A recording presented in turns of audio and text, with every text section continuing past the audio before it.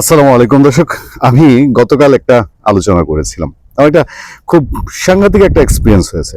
আলোচনাটার শিরোনাম ছিল শেখ হাসিনার নতুন ঘোষণা, নতুন চ্যালেঞ্জ। অনেকেই দেখেছেন, লক্ষ লক্ষ মানুষ দেখেছে আপনার ইউটিউবে এবং ফেসবুকে। বিশেষ করে আমি ফেসবুকের কমেন্টগুলো নিয়ে প্রায় আজকে সারাদিনে খুব কম করে হলো 15-20 মিনিট সময় কাটিয়েছি। হাজার হাজার কমেন্ট, এবং আমি খুব অবাক হয়ে দেখলাম যে এই কমেন্টগুলো দুই ভাগে বিভক্ত। ওই কন্টেন্টটাই বোধ হয় লাইকটাই কি দেখলাম কত হাজার দশেক লাইক আছে, এরকম আছে, কিন্তু কমেন্টও আছে কয়েক হাজার। একদম দুই ভাগ, দুই মেরুতে বিভক্ত বাংলাদেশ আমি দেখতে পেলাম আমার ওই ফেসবুক কন্টেন্টে। ইউটিউবেও আছে, ইউটিউবের কমেন্টগুলো ওইরকম দুই ভাগে বিভক্ত। এক অংশ যে শেখ হাসিনা মাথা উঁচু করে আসলে পরে শেখ হাসিনার মাথা কেটে নিব, শেখ হাসিনা আসলে শেখ হাসিনা জয় বাংলা করে দিব, এই টাইপের। এবং অনেকটা তারা ঠিক মানতে চান না শেখ হাসিনা আসছেন ডিসেম্বরে, এই ঘোষণাটা যে উনি দিয়েছেন এবং তিনি যে বারবার রিপিট করছেন তিনি আসছেন, তিনি আইনের আত্মসমর্পণ করবেন, এবং একা আসছেন না, তার দল বল নিয়ে লটবহর যা আছে তার যারা দেশ ছেড়ে যেতে বাধ্য হয়েছে তাদের সবাইকে নিয়ে তিনি ফেরার ঘোষণা দিয়েছেন। এটা একটা অংশ, তাদের পক্ষে একেবারে নেওয়া সম্ভব হচ্ছে না। তারা অনেকেই এখন এটাকে স্ট্যান্ডবাজি মনে করছেন, তারা অনেকেই ভাবছেন যে এটা একেবারেই সম্ভব না, শেখ হাসিনা তার লোকজনকে চাঙা করার জন্য বলছে।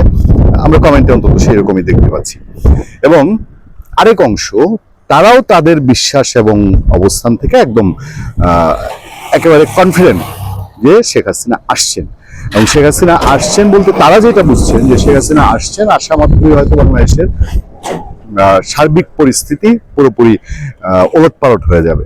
এখন এইটা শেখ হাসিনা কিন্তু নিজেও বলছেন না। শেখ হাসিনা যে কোনো বিপ্লবকে নেতৃত্ব দিতে আসছেন বা কোনো অভ্যুত্থানকে নেতৃত্ব দিতে আসছেন, এটা কিন্তু শেখ হাসিনা নিজে বলছেন না। তিনি বলছেন যে তিনি আইনের প্রতি শ্রদ্ধা জানিয়ে আইনের কাছে আত্মসমর্পণ করতে আসছেন। যদিও এই ইন্টারন্যাশনাল ক্রাইম ট্রাইব্যুনাল নিয়ে তাদের মধ্যে অবস্থান ভিন্ন রকম, তারা এই ক্রাইম ট্রাইব্যুনালের উপর আস্থা রাখেন না বা এই ট্রাইব্যুনালকে তারা সঠিক মনে করেন না, কিন্তু তারপরও তিনি ফিরে আসছেন। এখন আমার কাছে যেটা মনে হয়, এবং আমি দেখেছি বিএনপির দায়িত্বশীল মানুষজনের কমেন্ট আমরা কয়েক জায়গায় পেয়েছি, বিভিন্ন নিউজে দেখেছি, জামাতে ইসলামী মানুষজনের কথা শুনেছি, এনসিপির মানুষজনের কথা শুনেছি। আমার কাছে যেটা মনে হচ্ছে, এই যে শেখ হাসিনা আসছেন ডিসেম্বরে এবং এসে তিনি আদালতে আত্মসমর্পণ করবেন, তার কি এই বুঝটুকু নাই? তিনি কি এই বুঝটুকু না বুঝে আসছেন যে উনি দেশে যাবেন, তার দলবল যারা আছে সবাইকে নিয়ে যাবেন, তারপরে আদালতে আত্মসমর্পণ করবেন, আদালতে বিচার হবে, বছরের পর বছর থাকবেন, আওয়ামী লীগ নেতৃত্ব শূন্য থাকবে কার্যত, তারপরে আওয়ামী লীগ নিষিদ্ধ থাকবে, আগামী নির্বাচন পর্যন্ত বিএনপি ক্ষমতায় থাকলে তারা আওয়ামী লীগকে বাদ দিয়ে আবার ভোট হবে। শেখ হাসিনা কি এই বুঝটা না বুঝিয়ে দেশে পাড়া দিচ্ছেন? আপনাদের কাছে কি তাই মনে হয়?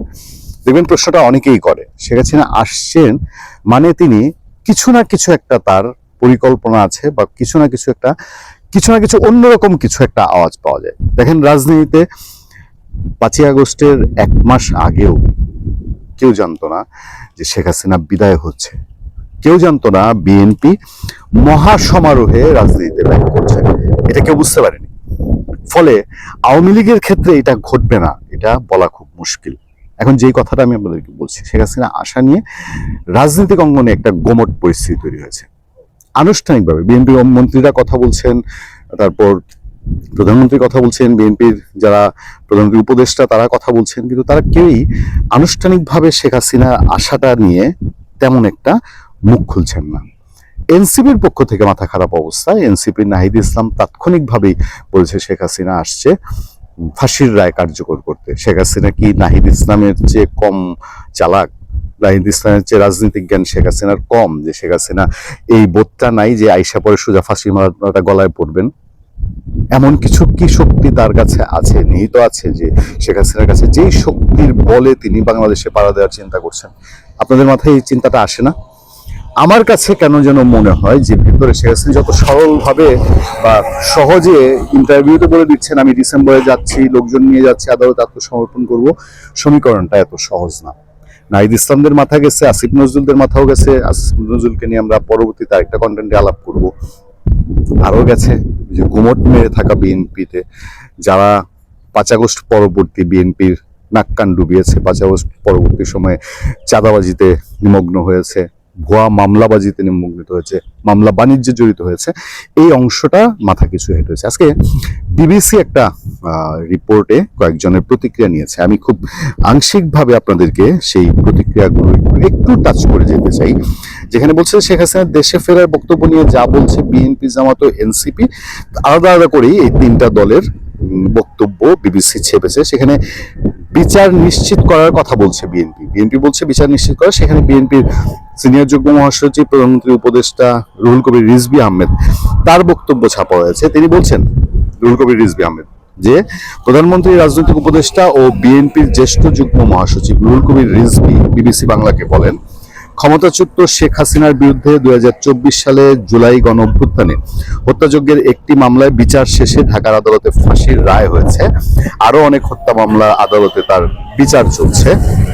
এই বিচারের বিষয়ে উল্লেখ করে মিস্টার রিজভী বলেন, হাসিনার অপরাধের ব্যাপারে আদালত সিদ্ধান্ত নেবে। একই সঙ্গে প্রধানমন্ত্রীর উপদেষ্টা মিস্টার রিজভী বলেন, শেখ হাসিনা বা ক্ষমতাচ্যুত আওয়ামী লীগের নেতারা দেশে ফিরবেন কি ফিরবেন না, বা তারা কি করবেন, মানে আওয়ামী লীগ কি করবে, সেটা তাদের বিষয়, তাদের দলীয় সিদ্ধান্তের বিষয়। আওয়ামী লীগের দলীয় সিদ্ধান্তের বিষয়ে রিজভী আহমেদ বলছেন। আরেক জায়গায় তিনি বলছেন যে জুলাই আন্দোলনে উনি শেখ হাসিনা যে হত্যার মহাযজ্ঞ চালিয়েছেন, শিশু কিশোরদের হত্যা করেছেন, সেই হত্যাযজ্ঞের বিচার নিশ্চিত হোক, সেটা জনগণ চায়। আদালতে বিচার চলছে, ফলে অপরাধের ব্যাপারে বিচার হবে এবং আদালত সিদ্ধান্ত নেবে। আরো তিনি কয়েকটা কথা বলেছেন, আমি সেই সবের দীর্ঘ জায়গায় যাচ্ছি না। তার প্রতিক্রিয়ায় জামাত কথা বলেছে বিবিসির সঙ্গে। জামাতের নায়েবে আমির মিয়া গোলাম পারোয়ার, তিনি ষড়যন্ত্রের গন্ধ পাচ্ছেন। জামাত এখন জাতীয় সংসদের প্রধান বিরোধী দল, দলটির সেক্রেটারি জেনারেল মিয়া গোলাম পারোয়ার তিনি বিবিসি বাংলাকে বলেছেন, ক্ষমতাচ্যুত শেখ হাসিনার বক্তব্যের পেছনে একটা অন্তর্নিহিত রহস্য এবং ষড়যন্ত্র যেমন থাকতে পারে, সেখানে দেশের অভ্যন্তরীণ রাজনীতিরও কেউ এ ষড়যন্ত্রের অংশ হতে পারে। মানে জামাত মিন করেছে যে বিএনপি সরকারের ভেতরে কেউ শেখ হাসিনার ফিরে আসার সাথে সম্পৃক্ত, এবং আওয়ামী লীগের পুনর্জাগরণ, এস্টাবলিশমেন্ট বা পুনরুত্থান, সেটার সাথেও বিএনপি জড়িত, এরকম বলছেন। যে জামাত সেক্রেটারি জেনারেল এও বলেন, যদিও স্বরাষ্ট্রমন্ত্রী আওয়ামী লীগের বিরুদ্ধে কড়া কথা বলেছেন, কিন্তু আওয়ামী লীগকে পুনর্বাসনের জন্য সরকারের কোনো অংশ পরিকল্পিতভাবে কাজ করে থাকতে পারে। এটা হচ্ছে গোলাম পারোয়ারের ডাউট। তিনি আরো কিছু কথা বলেছেন, সেগুলো আপনারা বিবিসি থেকে পড়ে নেবেন। আর এনসিপি বলছে ফাঁসির রায় কার্যকর চায় এনসিপি, এই কিংস পার্টি, ইউনূস আমলের কিংস পার্টি, সেই কিংস পার্টি তারা এখনো ওই ফাঁসি করে আছে। আমি আবারও আপনাদেরকে মনে করিয়ে দিই, শেখ হাসিনার ফাঁসি যদি এত সহজ সরল হতো, তাহলে এত স্বল্প সময়, মানে একটা খুব সিম্পল হিসাব, নর্মালি একটা সরকারের পড়ে যাওয়া পতন, এটা খুব টাফ বিষয় যদি সরকার সেই রকম বড় ধরনের অপরাধে না যায়। বিএনপি সরকার এখনো 6 মাস যায়নি। আমরা এই বিষয়ে আমরা খুব সাবধানে আলোচনা করি, কারণ 6 মাস একটা সরকারকে সময় দেওয়াই যেতে পারে, 1 বছর একটা সরকারকে সময় দেওয়াই যেতে পারে। ফলে শেখ হাসিনা ডিসেম্বরে আসছেন, তার সাথে সাথে বা তার 1 মাস 2 মাস 6 মাসের মধ্যে তার একটা সরকার পড়ে যাচ্ছে, এইটা তো আসলে অত সহজে ভাবা যায় না, তাই না? তো শেখ হাসিনাকে এটা মাথায় নিয়ে আসছেন না, যে তার কোন সরকার যদি 5 বছর ক্ষমতায় থাকে, তাহলে তাকে জেল জীবন বাস করতে হবে। তার দল যেভাবে এখন আছে, যদি তিনি আসার পরে খুব মিরাকেল কিছু অথবা খুব দেখার মতো কিছু না ঘটাতে পারেন, তাহলে তার দলের মনোবল, তার কর্মীদের মনোবল আরো ডাউন হয়ে যাবে। এইসব হিসাব কি শেখ হাসিনা মাথায় নাই? আমার ধারণা এই সমস্ত হিসাব শেখ হাসিনা মাথায় রেখে তিনি ডিসেম্বরে ফেরার সিদ্ধান্ত নিয়েছেন।